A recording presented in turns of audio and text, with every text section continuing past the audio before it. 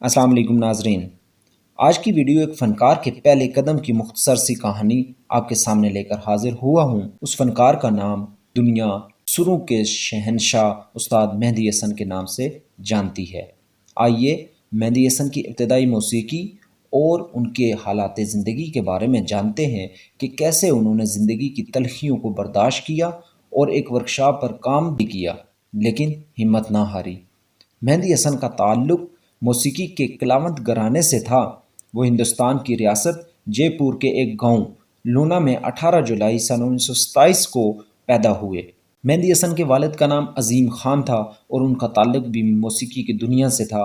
مہدی حسن جب 6 سال کے ہوئے تو والد عظیم خان نے تان پورا سر کر کے دے دیا اور کہا کہ یہی تمہارا کھلونا ہے، یہی تمہارا مستقبل ہے۔ ننھا مہدی تان پورا سے راگوں کی شکلیں یاد کرنے لگا۔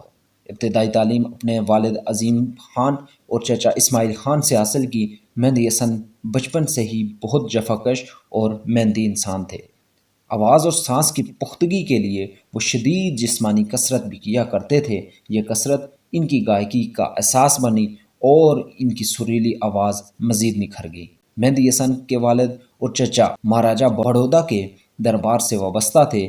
انہوں نے انتہائی کم عمری میں مہدی حسن کو اس قابل کر دیا کہ وہ مہاراجہ کے دربار میں اپنے فن کا مظاہرہ کر سکیں۔ مہدی حسن کے فن کو نکھارنے میں ان کے بھائی غلام قادر نے بھی اہم کردار ادا کیا، جو لکھنؤ کی موسیقی کی ممتاز درسگاہ کے فارغ التحصیل تھے اور اسی باعث پنڈت کہلاتے تھے۔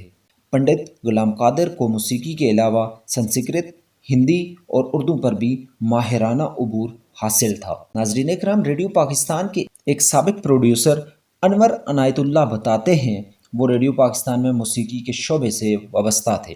ہر ہفتے نئے فنکاروں کا آڈیشن لینا میرے ذمہ تھا۔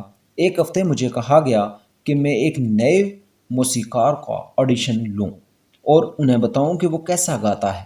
مقررہ وقت پر ایک دبلا پتلا سانولا سا نوجوان میرے سامنے تھا۔ میں نے اس سے پوچھا کہ آپ کیا سنانا چاہتے ہیں تو اس نے بڑے اعتماد سے کہا، غزل یا ٹھمری یا خیال، جو آپ سننا پسند کریں۔ اس کا جواب سن کر مجھے حیرت ہوئی۔ تاہم پہلے اس نے غالب کی ایک غزل سنائی، پھر تان پورا سنبھالا اور راگ انڈانا کا آلاپ شروع کر دیا۔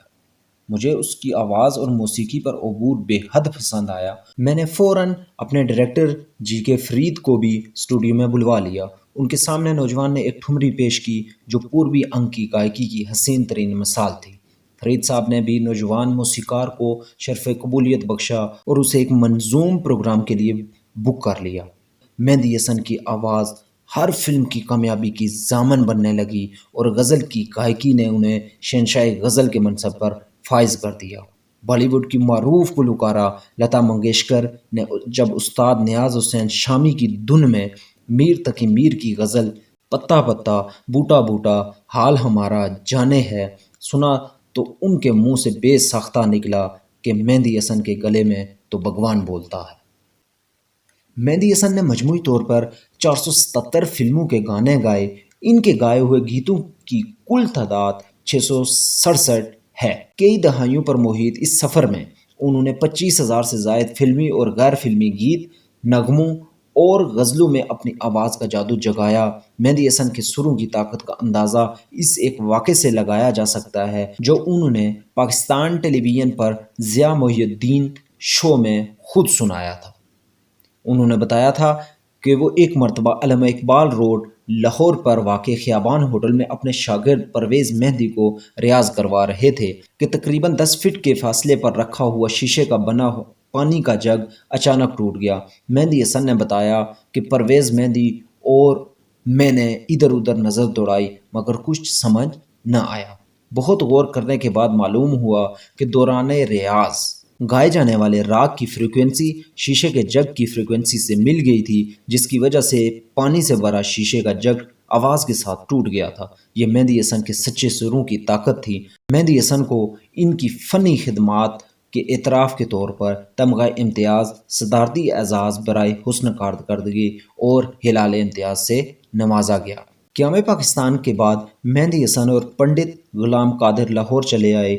جہاں پہلے انہوں نے فلمی صنعت میں قدم جمانے کی کوشش کی مگر وہاں خاطر خواہ کامیابی نہ ملی۔ خاطر خواہ کامیابی نہ ملنے کی وجہ سے وہ چیچا وطنی چلے گئے جہاں انہیں سائیکلوں کی مرمت کا کام بھی کرنا پڑا۔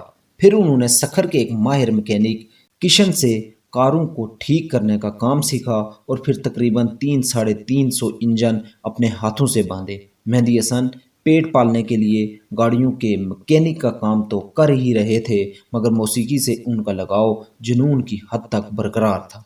انہوں نے اپنی بہترین گائیکی پر نونگار پبلک فلم ایوارڈ اور لاتعداد دیگر ایوارڈ حاصل کیے۔ انڈیا نے انہیں سہگل ایوارڈ اور نیپال کی حکومت نے انہیں گورکھا دکشنا بہو کا ایوارڈ عطا کیا۔